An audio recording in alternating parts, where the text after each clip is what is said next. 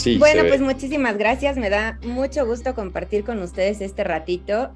Cuando me invitaron y me preguntaron me pidieron que hablara de Service Design en 35 minutos, la verdad es que siempre ha sido un reto.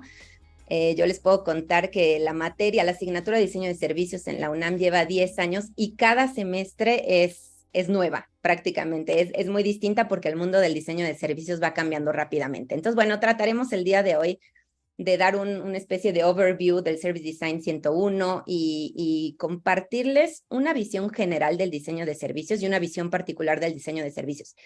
Me dio mucho gusto, Patricio, que compartió la lista de muchos de los asistentes y entonces veo que hay varios perfiles que ya tienen experiencia en Service Design, perfiles de UX, Experience Design, por ahí algunos Product Managers, ingenieros, entonces, bueno, trataremos de compartir esta visión en conjunto. Antes que nada, feliz día del Service Design. Me dio mucho gusto también que coincidiera con el día de hoy. Este es un proyecto en específico que acabamos de terminar en la UNAM, un proyecto de codiseño de servicios para personas mayores. Entonces aproveché para poner un collage de algunas de las fotografías. Ya me presentó Patricio.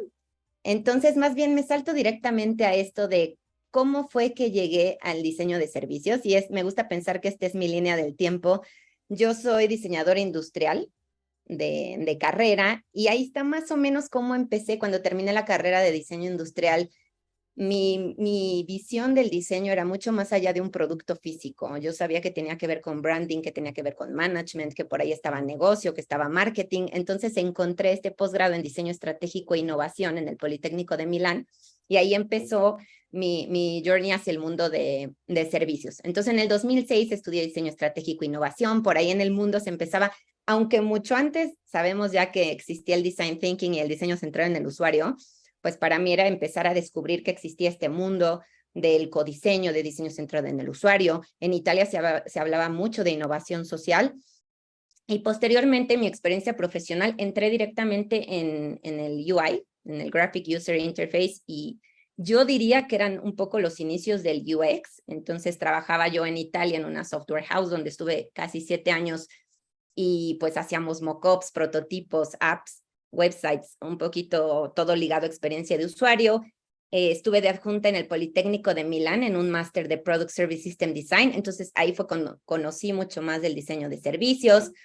Se seguía hablando del diseño centrado en el usuario, un poquito más diseño centrado en las personas y digamos que actualmente trabajo sobre todo como consultora y coach en diseño de servicios y diseño sistémico y por abajo siempre he tenido una línea continua de la docencia. Empecé desde el 2003 como adjunta de profesor en la UNAM. Luego, cuando regresaba a México, viví 7 años en Italia y cuando regresaba dábamos algunos talleres de diseño participativo con un muy amigo mío que es Interaction Designer. Se los cuento porque también tiene que ver justo estos términos y estas disciplinas como el Interaction Design. Y bueno, finalmente hace 3 años entré como profesora de tiempo completo y ahora mi grande misión es impulsar este laboratorio de diseño de servicios y experiencia de usuario en licenciaturas que hoy en día como el diseño industrial siguen estando enfocadas a producto físico, pero la naturaleza del diseño también está haciendo que se abran a otras oportunidades como el producto digital y el diseño de servicios. Para empezar un poquito esta charla, y les muestro mi timeline porque tiene mucho que ver con la evolución que voy a hablar del diseño de servicios, vamos a hablar un poquito de en qué va ahorita el diseño. Muchos de ustedes probablemente y con la experiencia que tienen, déjenme nada más, estaba justo abriendo el chat, con la experiencia que ustedes tienen, puede que ya tengan una visión del diseño. Lo que es muy interesante aquí es que cada uno tenemos que construir esta visión del diseño y tenemos diferentes formas de abordarlo. Entonces, bueno, a mí me gustan las referencias del Design Council. El Design Council es este consejo de diseño que tiene el Reino Unido y que, si quieren saber un poco más, siempre tiene como lo último justo en cómo va el diseño. Habla de él en 3 fases: cabeza, corazón y manos. Entonces dice, el diseño es solución de problemas, estabilidad para visualizar y volver tangible lo intangible, es corazón, que es centrado en la humanidad, la pasión y la curiosidad de diseñar cosas y soluciones adecuadas para las personas y el planeta, y requiere de manos, es decir, requiere de habilidades prácticas, aptitudes técnicas para conseguir la meta deseada. Entonces, ¿qué es lo que pasa? Que justo cuando estábamos en el diseño centrado en el usuario, y que sigue siendo un término que relativamente hay escuelas y empresas que están descubriendo, y está bien que lo estén descubriendo porque lo más importante es que el diseño empiece a entrar. Pasó a diseño centrado en las personas cuando se descubrió que no solo había un usuario, sino que había diferentes tipos de perfiles y había una diversidad de personas. Y ahora hablamos de un diseño centrado en la vida y el planeta. ¿Qué quiere decir eso? Y me gusta esa ilustración de Julia Gasser, porque éramos el centro, digamos, y seguimos siendo el centro como personas de un proceso de diseño, pero también ya tenemos que empezar a pensar a nivel sistémico, ¿no? El humano o las personas somos parte de este sistema, pero también hay muchos recursos de los que tenemos que tener en cuenta.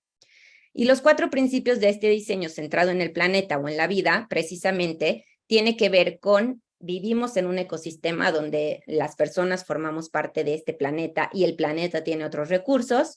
Hablamos de cantidad a calidad. Los productos y servicios deberían empezar a moverse hacia calidad y no solo a una producción masiva o para desaprovechar recursos. Tenemos que pensar a largo plazo y eso es algo que también, por ejemplo, la pandemia nos dejó clarísimo. No podemos diseñar soluciones y productos y servicios pensando en un momento ahorita, sino en esta visión hacia futuro, cómo puede progresar o cómo puede evolucionar. Y finalmente, cualquier cosa que hagamos, el diseño tiene un poder para incidir en las personas y en las soluciones, y el poder implica responsabilidad. Entonces, tiene que generar una ganancia para el planeta. Entonces, bueno, sumando esto y la complejidad de decir vamos a diseñar pensando en la vida en el planeta, también nos topamos con que las personas nos hemos hecho cada vez más complejas. Este es el último estudio precisamente de esta consultoría, y se los pongo porque, bueno, las personas nos hemos hecho complejas. En México, esta es una de las, imagínense ya nada más, hay un perfil donde ya tenemos a alguien que trabaja híbrido, no híbrido, donde le piden que vaya, donde puede escoger, y es un perfil que se mueve entre lo digital, entre lo físico, y es un perfil que cada vez se vuelve también más exigente hacia la oferta de productos y servicios. Entonces, los productos y servicios ya tienen que tener un estándar con el que yo pueda responder a este tipo de personas. Y además personas cambiantes, porque antes era mucho más fácil arquetipar personas, las famosas personas profile. Yo podía arquetipar y decir, una persona mayor se comporta de esta manera y estas son sus costumbres y estos son sus hábitos. Pues resulta que la pandemia nos cambió esos hábitos y a lo mejor la persona mayor era la que más compraba en línea. Y ahora regresando ya cambiamos otra vez. Las estadísticas que les pongo precisamente abajo tienen que ver con esto. Vean la diferencia, ¿no? 69% de los consumidores dicen que ya solo van a gastar en lo esencial, ¿no? Que están gastando en lo esencial los últimos 6 meses. 63% son no híbridos, quiere decir que la gente también ya está regresando a lugares físicos, pero hay un gran porcentaje que también se mueve en lo híbrido. 43% planean incrementar sus ventas en línea. Entonces, vean cómo justo cambia a decir, bueno, en pandemia de repente hubo un boom de compra en línea, ahorita ya hay un poquito voltear a ver las necesidades, mañana tendremos otras costumbres. Entonces, el diseño tiene que aprender a leer justo esos hábitos, esas costumbres y poder progresar junto con él. Y la última estadística que les pongo, que también me pareció muy interesante, es esta, que es que los consumidores buscan experiencias físicas y digitales en la tienda. Tomé una acaso porque el estudio es muy interesante, pero fíjense en las palabras que les pongo a la derecha, ¿con qué tienen que ver estas estadísticas que nos está arrojando este estudio? Entonces, la primera tiene que ver que la gente confía en la fuerza de ventas. La gente confía en que la gente que está ahí para vender nos va a ayudar. ¿Y esto qué tiene que ver? Empiecen a pensarlo como en traducción a posibles proyectos de diseño, pues tiene que ver con una capacitación de fuerza de ventas. A nivel diseño de servicios tiene que ver con este frontline o esta primera cara, la cara al cliente. Finalmente, la cara de la empresa es esta persona que te vende. En segundo lugar, tenemos que la gente tiene esta expectativa de self-service. Entonces, en el diseño de una tienda y en el diseño de una completa experiencia, ya no es solo el punto de contacto de la persona que te vende, sino también entra un perfil a la tienda que quiere ser autónomo y quiere poder realizar la experiencia de compra o la experiencia de uso por sí mismo. Después tenemos justo la habilidad del cliente de poder utilizar un sitio web o una app para encontrar el producto que estás buscando. Entonces ya le estamos sumando otro canal o otro punto de contacto que es precisamente esta aplicación. Después tenemos Click and Collect, entonces hay otro perfil, el Click and Collect se hizo muy popular en la pandemia, pero actualmente hay otro perfil que quiere llegar, o sea, ordenar desde su casa, llegar, recoger e irse. Entonces llegó para quedarse. Tenemos el Scan and Go. Esto nos habla, fíjense, vamos sumando la cantidad de tecnologías que también ya tiene que considerar. La tecnología es esta línea transversal que también ya tiene que estar presente en todos los productos y servicios. Tenemos otra estadística del entretenimiento in-store. Entonces, ir a la tienda implica también esperar, implica que pueda haber cola, implica que pueda o no encontrar el producto que estoy buscando, puede implicar que yo lleve prisa y tenga en mente qué quiero y que lo pueda encontrar fácilmente. Y sobre todo ahora tiene que ver con que pueda probarlo. Yo recuerdo ahí hay una tienda de deportes donde también justo tienen como una canchita de fútbol para que yo me pruebe ahí los zapatos de algunos tiros de fútbol y sienta si me están cómodos. Sumando también siguen las experiencias inmersivas que hoy en día llegaron para quedarse, con realidad aumentada y otro tipo de tecnologías, y la capacidad de poder hacer citas antes. Entonces, fíjense que sumando todo esto, entendemos cómo realmente el mundo del diseño, si el diseño entra en este universo, el mundo se hizo complejo. Y si pusiéramos un ejemplo que a todos nos es familiar y que seguramente lo hemos visto muchísimo en diseño de servicios, es el de Uber, pero pensando que Uber está en 70 países y 10,000 ciudades, pues se ha tenido que apoyar de estas disciplinas de diseño para poder dar la respuesta a su público objetivo, poder diversificarse y poder cumplir la promesa que está haciendo en un ecosistema en armonía, ¿no? Entonces, ¿cómo pasamos de un taxi a una primera aplicación y a otra aplicación donde, y puse solo algunos de los ejemplos, donde tengo ya variedad de vehículos, variedad de iniciativas, tengo comida, tengo salud, tengo transporte de carga, tengo tránsito, tengo un Uber para negocios. Entonces, fíjense cómo todo el ecosistema de la derecha recae en una aplicación. Entonces, la promesa de Uber es que por medio de esa aplicación tú puedes tener acceso a todo eso, además de que se bifurca a atender a diferentes tipos de usuario. Entonces, bueno, ¿qué implicó justo en el diseño empezar a pensar de manera sistémica y empezar a controlar todo esto? Ahora, imagínense que cada uno de estos, un Uber Eats, un Uber Health, un Uber Freight, son una organización misma. Entonces, para poder controlar todas las organizaciones, pues hubo que cambiar también la forma en que abordábamos y pensábamos en los proyectos.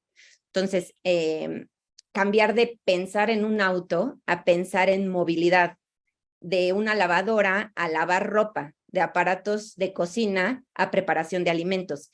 Y esto es muy, muy importante porque es una continua labor del service design, tratar de, el famoso reframe, tratar de definir nuevamente la problemática en términos de funciones o actividades que las personas desean completar.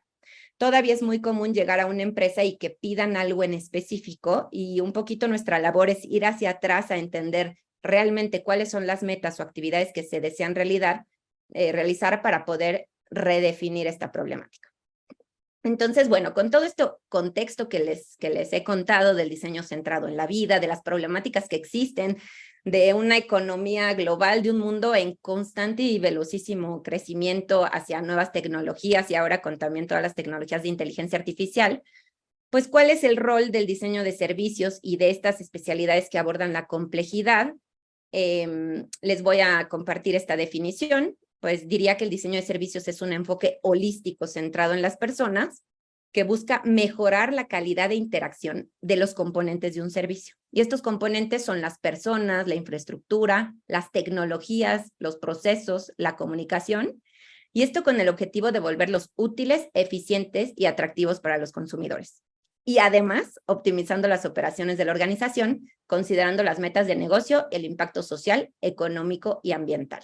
Entonces, si lo vemos como un ecosistema, realmente es una misión muy compleja porque tiene uno que tener esta visión holística para considerar, no que sea uno experto en todo, porque es un proceso definitivamente colaborativo, considerar todo este tipo de, todos estos elementos para que funcionen en armonía con la propuesta. Por eso se le llama a esta disciplina orquestadora de procesos, es un término muy común con el que lo van a encontrar, y también orquestadora de otras disciplinas afines.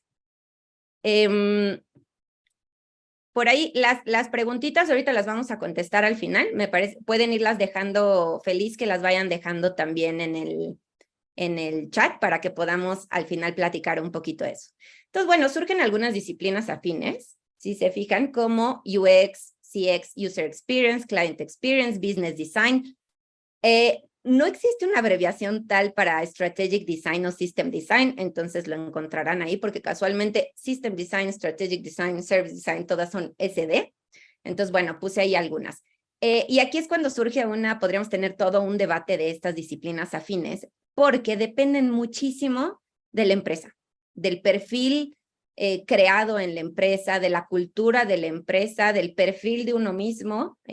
Ahorita vamos a platicar un poquito más a fondo, pero hay UXers o hay personas que se dedican al User Experience que pueden estar mucho más enfocadas a la parte de research. Hay personas que están mucho más cercanas a un front-end y van a trabajar más de la mano con un User Interface. Hay personas mucho más apegadas incluso a un Service Design. Algo que pasa de repente en estos webinars o en estas charlas es que dices, pues si yo siempre he hecho Service, solo que a lo mejor tienes otro título en la empresa. Hay empresas donde empiezan a crear un departamento de diseño estratégico y dentro del departamento de diseño estratégico tienen perfiles de Service Designer, de User Research, Content, etc. Entonces, les voy a compartir un diagrama. Resulta un poco técnico, pero trata de considerar todas estas disciplinas. Y se los comparto con mucho gusto. Entonces, aquí vemos cómo los productos, tenemos del lado izquierdo productos, personas, enfoque y el rol del diseño. Y esta es mi visión particular de cómo vamos evolucionando en el mundo del diseño. Entonces, pasamos de productos físicos a productos digitales, a servicios, experiencias y a sistemas. La idea de que estas elipses compartan es porque no quiere decir que uno terminó y ya no se hace y entonces ya solo hacemos sistemas. Es parte también, y yo lo veo de un seguimiento, de una evolución y de cómo se van completando y complementando los diferentes pasos. Entonces tenemos físicos, digitales, servicios, experiencias y sistemas. En personas pasamos de enfocarnos muy en el individuo a decir, bueno, el individuo es parte de una comunidad y la comunidad es parte de una sociedad. En el enfoque, lo mismo, pasamos de one size fits all, o sea, un diseño que era un poco más genérico y era hecho para el público en general, a decir, bueno, existe un usuario, y después a decir, existen muchos usuarios, y luego estos usuarios son personas, y no necesariamente son usuarios directos del producto, sino que pueden ser usuarios indirectos, o pueden estar atrás en los procesos y ni siquiera tener contacto con el producto o servicio final. Y llegamos hasta un planeta, ¿no? Life-Centered Design o Planet-Centered Design. Y el rol del diseño, pues también ha ido cambiando de procesos, estar muy, muy enfocado únicamente en procesos de producción, a de repente con el design thinking decir, esto se llama procesos de innovación, a una estructura organizacional y modelo de negocios, y a que hoy en día realmente representa, y poco a poco lo va haciendo más, una estrategia competitiva. Y la parte de abajo, pues, si se fijan, es muy lógico pensar que nos fuimos moviendo de algo tangible a algo que sigue siendo tangible, porque los seres humanos necesitamos esta tangibilidad, a algo intangible como pueden ser los servicios. Y también pasamos de un usuario pasivo a un usuario activo. ¿Qué quiere decir esto? Que en un principio, sobre todo con el producto físico, pues ¿no? Las personas recibíamos este producto físico y éramos espectadores o consumidores de los mismos, y ahora interactuamos. Poniendo el ejemplo mucho más fácil y familiar como puede ser una Alexa, Alexa se nutre de nosotros, yo le pido, ella responde. Entonces, los productos hoy en día están haciendo que los servicios involucren también a las personas, lo cual le agrega más complejidad todavía.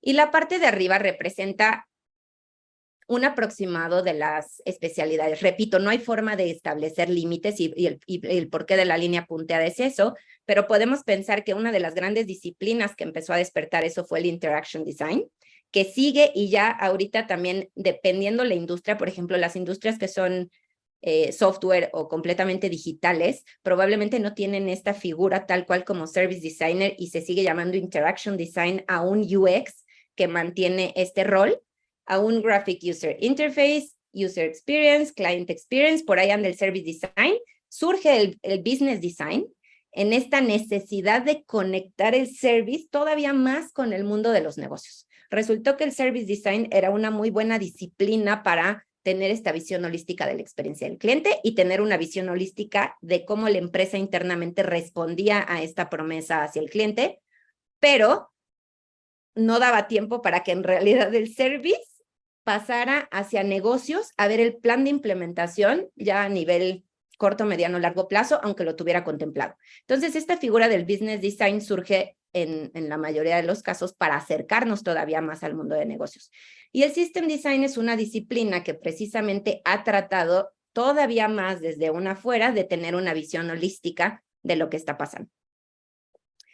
Entraos a Service Design y lo voy a pasar bastante rápido porque también sé que muchos de ustedes perfiles lo han de tener dominadísimo.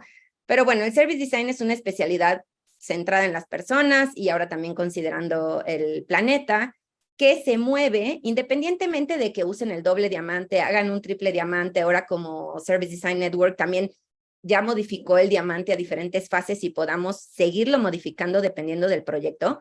Lo más importante aquí es que es una disciplina que se mueve entre el pensamiento complejo, ¿no? Y entre el abrir y cerrar. Entonces, esta capacidad de abrir para investigar, recolectar información, definir, escuchar las problemáticas o escuchar las preocupaciones que tienen las personas, el mismo cliente, para después cerrar, definir y luego volver a abrir en el pensamiento. Entonces, por eso se le llama mucho que es un proceso de mindset, porque es la forma en que abordamos también los proyectos. Y otra característica importantísima del diseño de servicios es que es un proceso lógico, ordenado y detallado. Entonces, esa es otra de las cosas, ¿no? Siempre hay que seguir un proceso que sea lógico, independientemente de que pueda ser flexible o adaptable, porque todos los que hacemos este tipo de trabajos sabemos que en el Inter pueden pasar en el Inter al inicio y al final pueden pasar muchas cosas. Las fases ideales de un diseño de servicios. Me gusta este ejemplo que elaboramos ahí en el laboratorio, porque si pensamos en una cafetería, podemos perfectamente definir un front stage, que es donde sucede toda la interacción con el cliente, y el customer journey quiere decir un perfil, cómo entra, qué hace, a dónde se va, con qué tiene que ver, qué compra, qué hace después, hasta que sale y hasta que regresa a su casa. Y el backstage, que es todos los procesos en cadena, logística y demás para que esto suceda. Y por ahí van a ver los touch points, que los touch points, los puntos de contacto, son todos aquellos puntos de interacción que con los que la persona tiene que ver para el uso de un servicio. Dicho así, suena bastante sencillo y es la forma más fácil de entender que el service se mueve entre el front stage, el backstage, el customer journey y servicios de soporte, porque si vemos el camioncito de entregas, pues ese también es un servicio de soporte y de ese dependería que también toda la experiencia fuera afectada. Algo importante de entender es que en el front stage me enfoco directamente en las experiencias del cliente.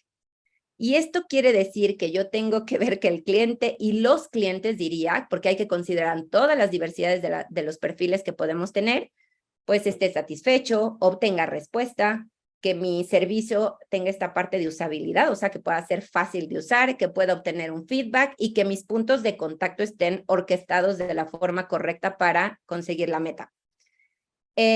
Y por otro lado, el backstage se refiere a los componentes del proceso. ¿Cuál es mi plan de funcionamiento y soporte detrás de mi empresa para que yo pueda tener procesos transparentes, eficientes, medibles, confiables, adaptables? Y esto no solo tiene que ver con el diseño, sino tiene que ver con todos los departamentos o áreas que pueden existir en una empresa, como pueden ser las políticas, toda la parte de tecnología, IT, infraestructura, sistemas. Por ahí seguro ya todo el mundo empieza a hacer cara de, porque resulta que el orquestar este tipo de áreas, pues no es una misión fácil. Y herramientas, lo más famoso del Service Design diría que son las herramientas, y un error que han caído. A mí me da muchísimo gusto que las empresas empiecen a hablar de diseño y empiecen a hablar de diseño estratégico y de herramientas, pero el error es pensar que el Service Design son herramientas. nos apoyamos de ellas, tanto herramientas operacionales como de comunicación, para poder justo trabajar, tener una visión holística, poder tomar decisiones y lo más importante que son herramientas que comparten un lenguaje, que nos permiten a nosotros diseñadores o encargados del service design, porque otra cosa muy importante de esta profesión es que ya no nos compete solo a diseñadores, sino que en la vida seguro ya se pueden topar otras disciplinas que están entrando al campo del service y que esa es parte de la riqueza de la misma disciplina. Entonces, lo que hay que entender es que hay herramientas, y miren, traté de poner justo en viñetas todas las posibilidades de las herramientas, ¿no? Tenemos algunas que son para diagnóstico, algunas para rediseñar y algunas para crear, o la misma herramienta nos permite las tres. Si yo estoy hablando de un Customer Journey Map para mapear la experiencia de usuario, por ejemplo, puedo usarla en una fase de diagnóstico para identificar cómo está mi servicio, puedo usarla en una fase de rediseño y puedo usarla también en una fase de creación. Como les decía, hay herramientas de operación y de comunicación. No todas las herramientas las mostramos. Yo sé que cuando trabajamos en service, de repente hacemos unos customers y unos blueprints que son el orgullo máximo de nuestra vida. Probablemente nadie los verá nunca. Porque probablemente tu jefe directo o el responsable o el cliente te pide los 10 bullets más importantes de un blueprint. Y esta capacidad de síntesis la refleja solo si hay un proceso ordenado, bien hecho y bien fundamentado en herramientas. Entonces diría que parte de las habilidades de un service, además de la síntesis 100%, es poder identificar qué herramientas o modelos o los famosos frameworks puedo usar yo o rediseñar para el proyecto que estoy haciendo. Las herramientas también dependen de la misma organización. Yo recuerdo alguna vez que impartí una serie de talleres en una organización donde ya habían comprado un pack de herramientas y había que adaptarse a eso. Hay que adaptarse también a los equipos de trabajo. Si en la empresa, creo que otra cosa muy poderosa que tienen las herramientas del Service Design es que se pueden hacer en Excel. Se pueden hacer en un Google Drive, puedes trabajar en un Sheets, un Blueprint puedes estar en un Sheets, ahora también ya hay softwares obviamente mucho más colaborativos, como puede ser un Miro, un Mural, un Figma, pero pueden ser herramientas que se trabajan en Excel, porque lo más importante es que la gente pueda en un Sheets colaborar activamente. Depende muchísimo de los facilitadores y este es otro mito que quiero romper, sí se necesitan service designers en las empresas. El Service Design no es una capacitación, no es un curso que le dé uno palomita y ya lo puedan implementar porque necesitas este traductor que pueda tener esta visión holística y que pueda facilitar y acompañar el proceso. Hay herramientas para un pre, un durante, un post, un seguimiento y también depende un montón de la madurez de la empresa. Seguramente han escuchado también este término de la madurez de diseño en las empresas. Y la madurez de diseño está muy ligado precisamente a en qué punto está. Si en la empresa, en la cultura de la empresa, el diseño ya tiene un lugar importante o todavía está empezando y sirve más bien para, como dicen, shinear presentaciones o si ya realmente es un diferenciador estratégico que permea en toda la institución. Y depende un montón del tipo y tamaño de la empresa, ¿no? Entonces, seguramente aquí, y no me dejarán mentir, hay perfiles que si trabajan en una startup, les toca hacer un poco de todo, ¿no? Desde la parte de business design y también hacen UI y también hacen UX y tienen que sacar estrategias. Entonces, bueno, efectivamente las herramientas más famosas son el Customer Journey Map y el Service Blueprint, pero tenemos también el mapa de actores, las personas profile. Tendríamos que hacer justo como un seminario de cada una de las herramientas para hablar específicamente ahora sí que de lo bueno, lo malo, lo útil y lo actual. Y bueno, ¿cómo es que esas otras disciplinas, como las que hemos estado mencionando, también viven? Porque a veces, hoy en día las empresas también todavía no tienen, no todas, muchas sí, pero hay la mayoría que está incurriendo en estas nuevas especialidades, todavía no tienen claramente el rol de dónde va cada una. El ejemplo, volvemos a un ejemplo ideal para que podamos como diferenciarlo claramente, es un ejemplo de Fabric, que me gusta este post que tienen, donde dicen, bueno, si el UX es toda la experiencia a lo mejor y la interacción con una máquina de café de cápsulas, el service design estaría a cargo de toda la logística del proceso. Si yo estoy prometiendo cápsulas y una máquina de café y una suscripción anual a cápsulas y con el café que te gusta, etcétera, etcétera, etcétera, y la promesa del mejor café siempre en tus manos, el service design tiene que ver cómo se cumple esa promesa a nivel backstage en la empresa. Viéndolo de otra forma, que es parte del mismo autor de este diagrama, podemos ver que este service es esta especie de paraguas que cubre los diferentes puntos de interacción del usuario y con sus diferentes roles de UX para que después UI lo baje a una interfaz gráfica que es el contacto directo con las personas, si es que hablamos de interfaces gráficas. Siempre considerando una experiencia de principio a fin, que es otra de las formas con las que funciona justo como este mindset de Service Design. Los CX, hay empresas que abren el departamento de CX y casi siempre está conformado por Service Designers. Hay otro rol que empezó, como que el Experience Design empezó, hasta podría decir antes que el Service, y ahorita ya muchos roles de Service volvieron a declararse Experience Design Lead, todo alrededor de la experiencia, vuelvo a repetir, dependiendo de la empresa y todo, y el Business Design, que es un poquito ese traductor con el negocio. Y ahora les voy a presentar, por último, 3 diagramas que es mi manera y muy peculiar de ver cómo está pasando últimamente el service. Entonces, si nosotros pensáramos el service a grandes rasgos, ustedes ya habrán hecho su síntesis de decir, pues mira, tenemos un front stage donde pasa todo lo de los clientes, tenemos un backstage que es donde pasan todos los del proceso. Sí me escucho, ¿verdad? Sí. Y tenemos un... ¿Sí? ¿Sí se escucha? ¿Que algo me salió de los audífonos? Sí, tienes el audio correcto, no te preocupes.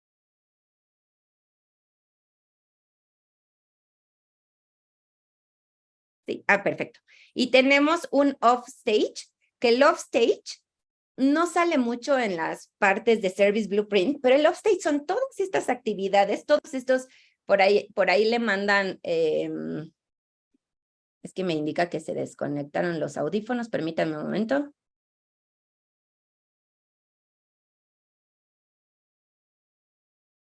Ok, y el offstage son todos estos actores, le llaman ahí en inglés external actants, que son todos estos actores que pueden influir, no dependen de mi empresa, pero pueden influir. Les voy a poner un ejemplo muy claro, como puede ser un rating en Google.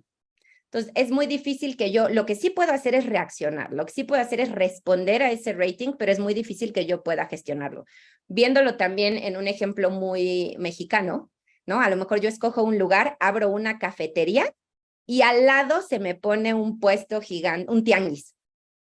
Eso es algo que sucede en el offstage y que es muy difícil que yo pueda considerar. Tengo que tratar de preverlo y por eso también ahora el future design o todo el diseño especulativo empieza a tomar poder, no solo con el ejemplo del tianguis, obviamente, hacia tendencias muchísimo más complejas, pero efectivamente son factores sociales, culturales y ambientales que yo tengo que poder prever ahora también con la tecnología, hacia dónde van a cambiar los roles o hacia dónde va a cambiar internamente mi organización. Entonces, de pensar algo así que puede suceder tan fácil, claro, yo digo, lo voy a romper en un happy end-to-end y tengo la experiencia de usuario y cómo funciona el blueprint es decir, bueno, para poder cumplirte esa experiencia de usuario, yo te pongo estas personas y uso estos canales y tengo estos equipos atrás. La realidad de las cosas es que este escenario, como me lo puedo imaginar así, en realidad sucede algo así. Seguramente ahorita ya se están riendo o están diciendo, sí soy yo. Porque esto es lo que pasa internamente. Generalmente las empresas tienen estas áreas, como estábamos platicando. Por ahí, en el mejor de los casos, anda un UX and Design como empresa que trata de conjuntar lo que está pasando en estas otras organizaciones y además satisfacer al cliente y además considerar los external actants, ¿no? O sea, los factores externos. Y por último, les comparto, antes de darles algunos tips que quiero cerrar con eso, que creo que ya se me va a acabar el tiempo. Bueno, empezamos unos 7 minutitos después. Es un diagrama, tómenlo con sus límites, pero ahorita lo más importante para mí es que dentro de la organización debe existir este equipo de Service Design que va a ayudar a traducir lo que sucede en la organización para que la misión, valores y metas de la organización lleguen al Journey Map, que es en naranjita, lleguen al cliente como debería llegar. Y además de todo, considerando estos factores externos que pueden abrazar y que abrazan y que además abrazan de una manera muy diferente, ¿no? Como vuelvo a repetir la pandemia, que puede llegar uno y tengo que reaccionar y que puede suceder otro y quedarse más tiempo y tengo que sobrevivir y considerar procesos de soporte. Suena muy sencillo, pero es un poco mi visión de cómo veo yo el rol de un service design en una organización y la importancia de este tipo de especialidades. Para terminar, les dejo algunos, pensé en takeaways, pero más allá creo que son consejos que los años de experiencia me han dejado sobre el service design. Entonces, les voy a leer muy rápido. Empiecen pequeño. Pienso yo algo que de repente hacemos, ya no es solo llegar a la solución final como a muchos les quiere pasar, es queremos mapear todo. Y en el mapear todo puede parecer muy complejo y me puedo perder mucho más fácil. Entonces, seleccionen, empiecen en pequeño y a partir de ahí pueden crear lentes para seguir creciendo. El zoom in, zoom out es muy conocido, pero es súper cierto. O sea, el diseño de servicios se mueve en el detalle y en el big picture. Regresen al objetivo. Es súper fácil durante este tipo de proyectos perder el objetivo y entonces yo les recomendaría, siempre hay que volver al objetivo y a que quede clarísimamente y detallado. Busquen los gaps. Una vez que ya tenga yo hecha mi investigación, siempre tengo que volver al objetivo y hacer un recuento de si no me faltó algo. Cultivar el mindset, y lo digo para unos, o sea, personalmente uno tiene que cultivar este mindset de curiosidad, de escucha, de apertura a que las cosas pueden ser distintas y cultivarlo en la empresa en la que se encuentren o en la institución. Escuchar y considerar es una de nuestras mejores habilidades. Aunque a veces escuchemos y estemos en una junta y algo nos parezca ilógico, todo tiene cabida. Anota y luego interpreta. Siempre digo la frase y mis alumnos no me dejan mentir, que digo, no juzgues. Entonces, el primer paso hay que anotar todo y después interpretaremos y después veremos si nos sirve o no la información. Abrazar la diversidad y la complejidad nos toca y además en un discurso de ética e inclusión. Ser prácticos. Hoy en día no hay tiempo para hacer investigaciones, no hay tiempo para nada, pero hay que insistir, pero hay que movernos rápido. El detalle, en el detalle está todo. Escribe y piensa positivo. Esta es otra de las cosas que realmente yo se los recomiendo. Muchas veces tenemos la formación de ver algo y decir, no tiene canales adecuados. No. ¿Cómo puedo refrasearlo o redescribirlo en un lenguaje propositivo y positivo? Y eso ayuda también a la mente. Siempre visualizar inicio a fin. Y en realidad inicio a fin es un poco mal dicho porque todo es un ciclo, ¿no? Tiene que hacer inicio a fin y volver a empezar. Pues nos toca luchar también para que el diseño sea parte de la cultura de una empresa. Si queremos que esto funcione, definir el rol en conjunto. Muchas veces la persona que nos contrata tiene una idea, yo tengo otra idea y cuando llego mi equipo tiene otra idea. Entonces creo que hay que hablar claro y definir, ¿no? Somos buenos en visualizar procesos y visualizar información, hay que definir el rol en conjunto. Cada proyecto es distinto. Llevo ya 12 años trabajando en service y de verdad se los puedo decir, cada proyecto es un reto y cada proyecto requiere nuevos modelos y nuevo enfoque. Estudien, viajen, pregunten, observen. El estudio perenne y la curiosidad y observación perenne tiene que estar con nosotros porque el mundo se mueve a una velocidad increíble. Y una de las más importantes es que confíen en el proceso. El proceso de un proyecto de diseño de servicios es un journey, tal cual. Y siempre hay una fase donde tenemos toda esta incertidumbre y donde cómo definimos y cómo encontramos a las personas que necesito y cómo le hago con los recursos y el tiempo. Confíen en que si hacen un proceso lógico, detallado y ordenado, van a poder hacerlo muy bien. Y bueno, agradecerles. Ojalá nos sigan ahí en las redes del laboratorio. Es esta de The Service Lab, es el laboratorio de la UNAM. Y pronto vamos a estar abriendo también más cursos. Mañana tenemos un primer ciclo de charlas. Lo verán ahí en LinkedIn también o nos pueden seguir en el laboratorio y ahí vamos a estar comunicándolas. También promovemos eventos. La idea también es difundir y crear material del diseño de servicios en español. Y por último les dejo unas recomendaciones de algunos de mis favoritos, algunos libros más, portales de los que siempre me acompañan y me da gusto que cada vez salgan más y siempre denle una ojeada a los libros. La verdad es que uno encuentra cosas increíbles.